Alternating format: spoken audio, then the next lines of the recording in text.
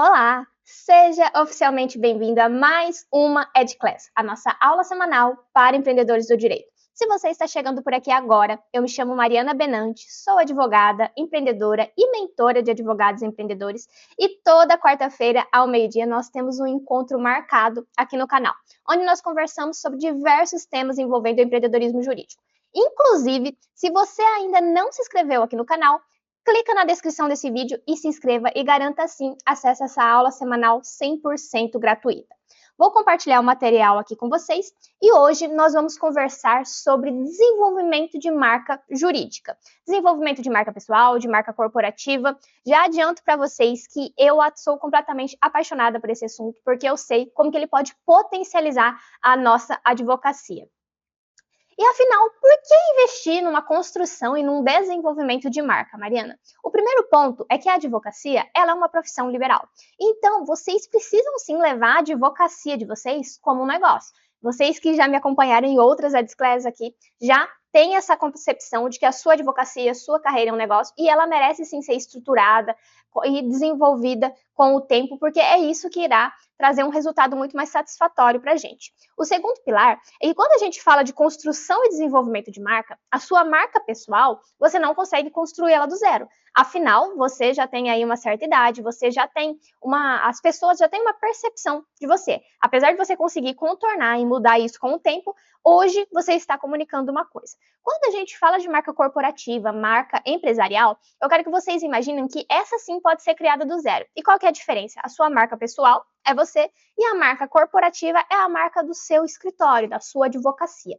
Quando a gente fala ainda de marca corporativa, é interessante falar, principalmente trazendo para a nossa realidade da advocacia, de que as duas se comunicam. Então, por a advocacia ser uma profissão liberal, a sua marca pessoal pode impactar e muito na sua marca corporativa. Inclusive, você pode atrair clientes ou afastar clientes devido à construção e ao desenvolvimento da sua marca. E todos nós somos uma marca. Muitas pessoas não têm concepção disso, mas você está transmitindo, você está se vendendo o tempo todo. Então isso merece uma atenção muito mais especial para que você tenha um resultado muito mais satisfatório. Outro ponto, quando a gente fala de construção e desenvolvimento de marca, jurídica ou não, é que o sucesso, ele não é mais grisalho. Eu adorei essa frase, porque até um certo tempo atrás, quando a gente falava de sucesso na advocacia, era o quê? Era a pessoa terminar, concluir a graduação, passar na OAB, tirar a carteira ali do exame da ordem e começar ali a trabalhar. Então, ela ia ter um sucesso daqui 20, 10, 20, 30 anos,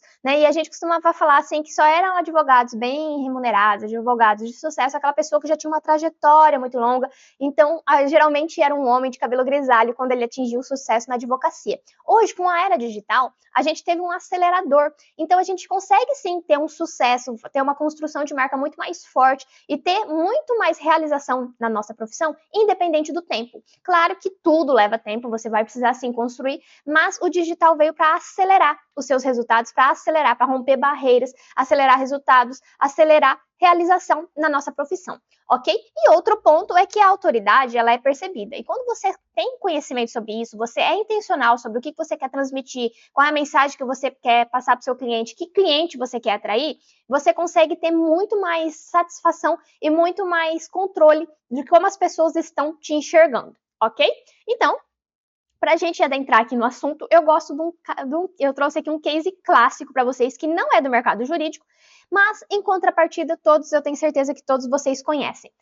Trazendo na prática essa aplicação de desenvolvimento e construção de marca, eu trouxe aqui a famosa guerra do hambúrguer. De um lado está o McDonald's e do outro lado o Burger King. Ambas empresas vendem o mesmo produto, ambas são empresas do mesmo modelo de negócio de fast food, e ambas vendem hambúrguer e vendem ali toda uma construção de marca. Em contrapartida, as duas têm posicionamento completamente diferentes. O McDonald's é uma empresa que foi pioneira no estilo aí do fast food, né, nesse modelo de negócio. Inclusive, se você não assistiu a EdClass da semana passada sobre o modelo de negócio, recomendo que você assista porque ela está muito especial. Voltando aqui, Quando a gente fala do McDonald's, os consumidores, ele tem uma imagem familiar. Então, a própria esteira de serviço do Mac foi adaptada ali para atender o quê? Atender desde da pessoa, do pai e da mãe, a atender também, eventualmente, crianças. Então, tem um McLanche Feliz. É uma empresa que evita muita polêmica, ela tende a ter ali um marketing mais conservador. Então, apesar dela inovar muito e atrair um público, ela preza muito pela questão do conservadorismo. Então, ela transmite uma imagem familiar na própria marca dela. Em contrapartida, o Burger King, se a gente parar para analisar, é uma empresa do mesmo segmento, que vende o mesmo produto no mesmo modelo de negócio. Inclusive, as duas utilizam o vermelho, porque tem toda a questão da construção de marca por trás. Só que o Burger King veio e ele nasceu inspirado no McDonald's, todo mundo sabe isso, a guerra entre eles aí é desde a década de 80. Em contrapartida, para ter um diferencial competitivo no mercado e não bater tão de frente, o Burger King adaptou a linguagem dele num modelo de negócio e ali ele trouxe uma pegada para consumidores mais jovens, para pessoas mais alternativas. Em contrapartida, isso permitiu que ele tivesse um marketing mais agressivo. Então, quantas campanhas vocês já não se depararam aí envolvendo o McDonald's e o Burger King, onde o Burger King traz uma campanha mais agressiva? Recentemente, teve a polêmica de um dos atores que eles contrataram, que era um ator de filmes pornô, e aquilo trouxe uma imagem super negativa para a marca, mas o Burger King ele é muito mais agressivo no marketing em comparação ao McDonald's. Inclusive, essa agressão acaba sendo inclusive entre as duas empresas, né? Então é bem comum você ver comerciais, propagandas ali, publicidade do Burger King atingindo o McDonald's. Durante a pandemia, eles tiveram uma campanha que eles falavam que o McDonald's estava passando por dificuldades, então era assim para o consumidor comprar lanches lá. Então tudo isso traz um certo receio para a marca, mas como ele sabe muito bem para quem ele vende, qual é o público dele, o consumidor, esse não acaba tendo uma imagem tão negativa. Né? Em contrapartida, se vocês imaginam que se o McDonald's quisesse ali ter uma pegada mais agressiva, e como que ele ia trazer umas propagandas mais pesadas, um marketing muito mais agressivo, querendo atingir famílias, seria muito contraditório. Então é isso que eu trouxe aqui para a gente conversar hoje, para que vocês consigam ter clareza sobre o desenvolvimento de marca. Ok? Mas, Mariana, aplicando na minha advocacia, aplicando na minha marca jurídica, por onde eu vou começar? O primeiro ponto é você desenvolver uma proposta única de valor. Então, você vai sim precisar definir o seu público ideal, você vai ter que analisar qual é o cliente que você quer atender, que mercado você quer se inserir, você vai precisar analisar a concorrência de quem já atua nessa área, então realizar o famoso benchmarking ali, para que você tenha mais clareza de que tipo de marca já está no mercado. Outro ponto, você vai precisar trazer elementos de identificação para sua marca. As pessoas precisam se identificar, as pessoas precisam acreditar na sua marca, então isso você vai precisar levar em consideração também. E o outro ponto é que quando a gente traz uma proposta única, as pessoas sabem do principal benefício que ela vai ter ao te contratar. Como nós oferecemos serviços jurídicos, todos advogados, hoje nós somos mais de 1 milhão, quase 1,5 milhão aí de advogados inscritos, qual que é o seu diferencial? Você precisa ter essa proposta única de valor muito bem construída, para que o cliente perceba isso desde um atendimento que ele vai realizar com você. E como que você vai fixar a sua marca, seja ela pessoal ou seja sua marca corporativa? A questão é, primeiro ponto é a repetição, pessoal. E aqui eu já falo para vocês que a constância muda o jogo. Por quê? Porque quando a gente fala de constância, quando a gente fala de construção de marca, principalmente envolvendo agora com o digital, o que acontece? Você vai lá, senta, analisa, estrutura a sua marca e começa a se dedicar. Passa 1, 2, 3 meses, você não tem o resultado talvez que você esperava, né? Porque quando a gente fala de acelerador de resultados, talvez as pessoas acreditam que vai ser muito mais rápido. E em relação a como era antes do digital, realmente a gente tem um acelerador. Mas isso não quer dizer que o caminho vai ser linear, não quer dizer que você vai ter um resultado, começar a produzir um conteúdo hoje, se posicionar nas redes sociais, ter uma presença forte no offline, que você vai conseguir romper ali uma carreira que o que você demoraria 10 anos para construir, você não vai construir em um dia, num mês, num ano, entende? Tem essa questão também que vocês precisam ter consciência sobre isso. E aqui, quando a gente fala de fixar a marca, é muito importante você ter constância. Você não pode, então, você começou agora, passei, estou lá produzindo conteúdo, 1, 2, 3 meses, estou me posicionando naquela área. Não estou tendo o resultado que eu quero, você não pode romper e começar a fazer uma outra construção. Então, vamos supor que você estava atendendo ali, trabalhando com o direito médico, você se posicionou, você desenvolveu a sua marca em relação a isso nos 3, 4 primeiros meses, mas você não teve o resultado que você queria. Então, agora eu vou começar a falar sobre direito previdenciário, sobre planejamento previdenciário. E aí você você fica mais 3, 4 meses nessa também, e aí você não se identifica, você não começa a ter o resultado que você esperava, e aí você vai para o direito criminal, por exemplo. Então a gente tem que tomar muito cuidado com isso, porque a repetição e a constância, ela leva tempo. Então quanto mais constante você for, quanto mais você repetir os elementos da sua marca, é isso que vai fixar a sua marca na cabeça das pessoas, e é isso que vai trazer os elementos de ali autoridade, da pessoa visualizar valor na sua entrega e não em outro profissional. Outro ponto quando a gente fala ainda de fixar a sua marca, que eu gosto muito, é que assim, você atrai o que você transmite. E é muito real. Por exemplo, vou usar um exemplo bem aleatório que eu utilizo na minha marca pessoal aqui, que acaba refletindo no escritório. Eu tenho o hábito de treinar e por muito tempo eu tive muita dificuldade de ter constância na musculação. Outras atividades, né, como Muay Thai, como tênis, eu sempre gostei. Mas a musculação eu tive muito receio. E para desenvolver esse hábito, eu fiz uma meta no começo do ano, foi na época de 2022, e eu combinei que eu ia treinar 200 dias aquele ano. E comecei a computar os meus treinos. Em contrapartida, eu comecei ali, depois de um certo tempo, a gostar. Então, eu estou no meu terceiro ano aí, com uma meta aproximadamente de 220 treinos, e eu comecei a compartilhar isso nas minhas redes sociais. E sabe o que eu percebi? Que ali você vai atrair um público e você vai se distanciar de outro público. Então, quem gostava de treinar, vai me acompanhar. Quem não gostava, começou a achar chato, repetitivo. E aqui eu já falo para vocês que posicionamento de marca também é sobre isso, é sobre atrair e distanciar pessoas. Você não vai agradar todo mundo. Se você ficar em cima do muro querendo agradar todo mundo, você não vai ter resultados. Por quê? Porque você precisa sim se posicionar. Eu estou usando esse elemento aqui do treino porque isso acabou refletindo na minha advocacia. A maioria dos clientes que eu acabei atraindo através das redes sociais são potenciais clientes, leads, que eles são muito mais qualificados e que eles têm ali uma questão de muito mais dedicação, são pessoas executoras. Por quê? Porque eles também treinam e isso acaba refletindo no perfil de profissional que ele é. Então eu continuo compartilhando meus treinos porque isso me aproxima de um público, de uma tribo ali, de uma comunidade que tem os mesmos princípios e valores do que eu. Em contrapartida, se é uma pessoa que só prega sobre trabalho, que não tem tempo para cuidar da própria saúde, né, ela não vai se identificar comigo, mas eu também não vou me identificar com ela. Você começa a perceber como que você desenvolver a sua marca, você vai fazendo um filtro ali, você vai atraindo pessoas parecidas, semelhantes com você e vai distanciando pessoas que não têm os mesmos princípios. E esse é o maior potencial de uma marca bem construída e desenvolvida. Tá? E o outro ponto é que quando você fixa a sua marca, você cria um alto impacto. Então, talvez, quando eu posto o meu treino, o cliente não está associando ali a minha questão da minha vida profissional. Em contrapartida, por ele me acompanhar e ele ver que eu gosto muito de treinar, quando, porventura, ele precisar contratar uma advogada, e aí, vamos supor que é numa demanda envolvendo o registro de marca, ou então ele recebeu uma oposição ali de um terceiro no processo, ou ele recebeu uma notificação extrajudicial, por exemplo, ele vai lembrar de quem? Da primeira advogada que vem na mente dele. Mas eu não estou frisando apenas a parte profissional. Ele pode lembrar justamente porque ele viu um stories meu e aí ele lembra que eu trabalho com aquilo. Entende o poder aqui? E o digital veio para potencializar muito isso. Então a gente tem que sim utilizar dessas ferramentas, mas eu já faço um adendo aqui para vocês.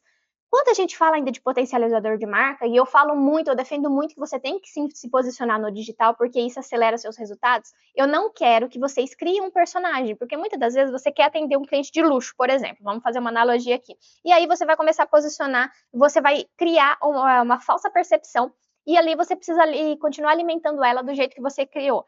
E aí, o que acontece? Muitas pessoas aqui acabam alugando carro, locando equipamentos para mostrar que tem um padrão de vida diferente. Então, tomem muito cuidado com isso também, porque assim, apesar da gente atrair o que a gente transmite, a gente tem que tomar muito cuidado para não sustentar um personagem, porque ele não vai ser sustentável a longo prazo. Então, eu quero que vocês façam um desenvolvimento de marca respeitando o que vocês são, o que vocês acreditam. Eu citei o exemplo do treino, mas se você não tem ali o hábito de treinar, por que você vai fingir que você treina para atrair um público desse?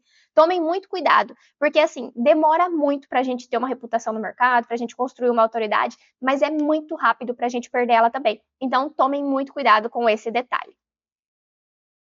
Outro ponto que eu trouxe aqui para vocês é que a marca, quando a gente fala e que merece muito destaque, é que assim, a identificação e a conexão são as chaves de uma marca de valor. E quando eu falo de identificação e conexão, vocês precisam se atentar, por quê? Porque, em média, você tem 7 segundos para causar uma boa impressão. A partir do momento que eu liguei a câmera e comecei a falar aqui para vocês, foi uma média de 7 segundos para você ter uma concepção aí do outro lado, se você ia assistir esse vídeo ou não, se você se identificou comigo ou não, desde a roupa que eu tô usando, do meu tom de voz, da postura que eu tô aqui, se eu tô mais tímida, mais falando com receio, ou se eu tô com uma voz mais firme, se eu tô com uma postura melhor, tudo isso é momentos ali elementos que vão conectar ou não com a sua marca do potencial cliente. Então, tomem muito cuidado. A gente não pode querer, muitas das vezes, a primeira impressão é a que fica. Então, tomem cuidado com isso. Eu sei que tem muitas vertentes aqui. Não é sobre você, mais uma vez, sustentar uma pessoa que você não é, mas tomem muito cuidado com isso, porque a roupa que você utiliza, o seu tom de voz, a postura que você está utilizando ali para conversar com o seu cliente e até para conversar com pessoas que você nem sabe que pode ser um dia teu cliente, tudo isso está comunicando. Então, se atentem a esses detalhes também. Eu brinco com meu marido aqui que até quando a gente vai no supermercado, eu não costumo ir tão desleixada. Por quê? Porque pode ser que na fila do supermercado você tenha ali um potencial cliente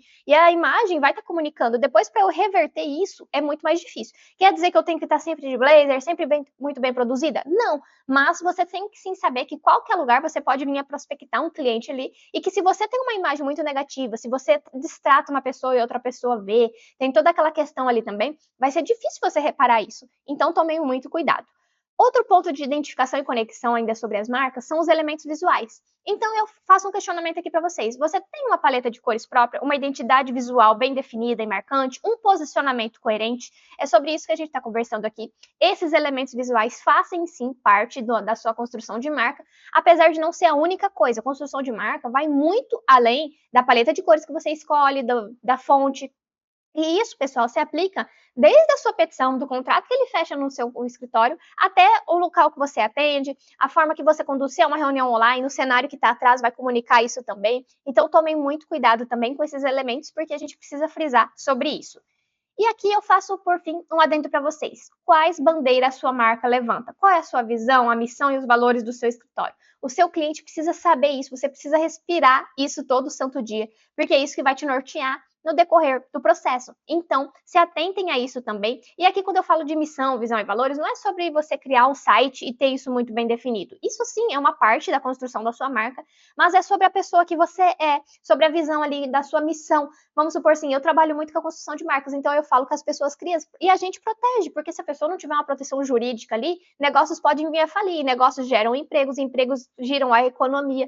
Então tem toda uma questão por trás que eu trago no meu linguajar, inclusive até numa reunião com um potencial cliente, que eu trago ali num post no Instagram, que eu passo num artigo que eu publico num site correspondente ou num blog. Tudo isso precisa ser visível. Não é você ficar copiando, dando Ctrl+C, Ctrl+V, mas é sobre você defender. E ali você demonstrar quais bandeiras você levanta. Aqui no escritório a gente tem muito forte o lema da transparência. É um pilar para mim que foi assim extraordinário. E aqui eu tenho que tomar cuidado para não causar um ruído. Se eu falo tanto da transparência, como que eu vou falar para um cliente que eu vou conseguir registrar aquela marca, sendo que quando eu faço uma análise eu sei que ela não é passível de registro? Entende? Então todos os pilares do seu escritório precisa sim se comunicar, porque é isso que vai trazer muito mais retorno para vocês aí. Ok? E agora que nós já falamos sobre identificação e conexão de marca, sobre proposta de valor, sobre constância, eu quero fazer pincelar aqui para vocês, só não vou adentrar, mas trazer que quando a gente trabalha sobre construção de marca, tanto corporativa quanto marca pessoal, a gente pode utilizar de 12 elementos, que são o quê? São os arquétipos. Todos nós temos vários desses arquétipos aqui, mas a questão é que você precisa analisar qual arquétipo se sobressai mais para você conseguir, inclusive, ter mais inspiração, seja para post, seja para roupa que você vai utilizar, porque tudo isso vai estar conectado. Os arquétipos são muito poderosos. Existem várias vertentes de arquétipos. Eu gosto dessa definição, desses 12, que eu acho que são os principais aqui. E eu vou pincelar aqui para vocês, só para a gente ter uma ideia melhor. Mas eu aconselho que vocês adentrem aí sobre esse assunto com profissionais qualificados na área. O primeiro é o arquétipo do inocente. O arquétipo do inocente, ele tem aquele quê de pureza.